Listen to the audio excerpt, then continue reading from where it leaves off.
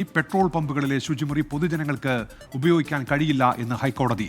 പമ്പിലെത്തുന്ന ഉപഭോക്താക്കൾക്ക് മാത്രം ഉപയോഗിക്കാം എന്നാണ് ഹൈക്കോടതിയുടെ ഇടക്കാല ഉത്തരവിൽ വ്യക്തമാക്കുന്നത്.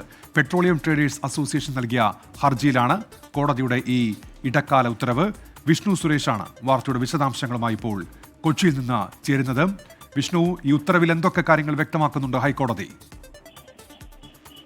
ഉന്മേഷ്, കഴിഞ്ഞ മാസമാണ് സർക്കാർ ഇതുമായി ബന്ധപ്പെട്ട ഒരു വിജ്ഞാപനം പുറത്തിറക്കിയത്. പെട്രോൾ പമ്പിലെ ശുചിമുറി അത് പൊതുജനങ്ങൾക്ക് ഉപയോഗിക്കാമെന്നായിരുന്നു ആ വിജ്ഞാപനം. തിരുവനന്തപുരം കോർപ്പറേഷനും സമാനമായ ഒരു വിജ്ഞാപനം ഇറക്കി. ഇത് ചോദ്യം ചെയ്താണ് കേരള പെട്രോളിയം ട്രേഡേഴ്സ് അസോസിയേഷൻ ഹൈക്കോടതിയെ സമീപിച്ചത്. അതിന്മേലാണ് ഇപ്പോൾ ഹൈക്കോടതി ഇടക്കാല ഉത്തരവ് പുറപ്പെടുവിച്ചിരിക്കുന്നത്. ഇത്തരത്തിൽ പെട്രോൾ പമ്പിനകത്തുള്ള ശുചിമുറി അത് പൊതുജനങ്ങൾക്ക് ഉപയോഗിക്കാനുള്ളതല്ല, മറിച്ച് ഈ പെട്രോൾ പമ്പിൽ എത്തുന്ന ആളുകൾക്ക് ഉപയോഗിക്കാനുള്ളതാണ് എന്നൊരു നിർണായക വിധിയാണ്, ഇടക്കാല ഉത്തരവാണ് ഇപ്പോൾ ഹൈക്കോടതി പുറപ്പെടുവിച്ചിരിക്കുന്നത്. അതിന്മേൽ ഇനി സർക്കാർ എന്ത് മറുപടിയായിരിക്കും നൽകുക, അല്ലെങ്കിൽ സർക്കാർ അതുമായി ചോദ്യം ചെയ്യുമോ എന്നുള്ള കാര്യത്തിലടക്കം വ്യക്തത വരുത്തേണ്ടതുണ്ട്. സർക്കാർ ഇറക്കിയ വിജ്ഞാപനം ചോദ്യം ചെയ്താണ് കേരള പെട്രോളിയം ട്രേഡേഴ്സ് അസോസിയേഷൻ ഇത്തരത്തിലൊരു ഹർജിയുമായി ഹൈക്കോടതിയെ സമീപിച്ചത്. സാധാരണഗതിയിൽ പൊതുജനങ്ങൾ വളരെ സുലഭമായി തന്നെ പെട്രോൾ പമ്പുകളിലെ ശുചിമുറികൾ ഉപയോഗിക്കാറുണ്ട്. വിനോദയാത്രക്കടക്കം പോകുന്ന ആളുകൾ, മറ്റു ജില്ലകളിൽ നിന്ന് മറ്റു ജില്ലകളിലേക്കൊക്കെ പോകുന്ന ആളുകളൊക്കെ പെട്രോൾ പമ്പിൽ ശുചിമുറി സൗകര്യങ്ങൾ ഉപയോഗിക്കാറുണ്ടായിരുന്നു. ആ ഒരു പശ്ചാത്തലത്തിൽ അത്തരം സാഹചര്യങ്ങൾക്കൊക്കെ തിരിച്ചടി ഉണ്ടാക്കുന്ന ഒരു വിധി കൂടിയാണ് ഇത്. ഉന്മേഷ്, വിഷ്ണു, ഇതുമായി ബന്ധപ്പെട്ട് ഈ ഏപ്രിൽ ഉപഭോക്തൃ തർക്കപരിഹാര കോടതിയുടെ ഒരു വിധി ഉണ്ടായിരുന്നതാണല്ലോ. അന്നാണല്ലോ ഇത് സജീവമായ ഒരു ചർച്ചാ വിഷയമായി മാറിയത്.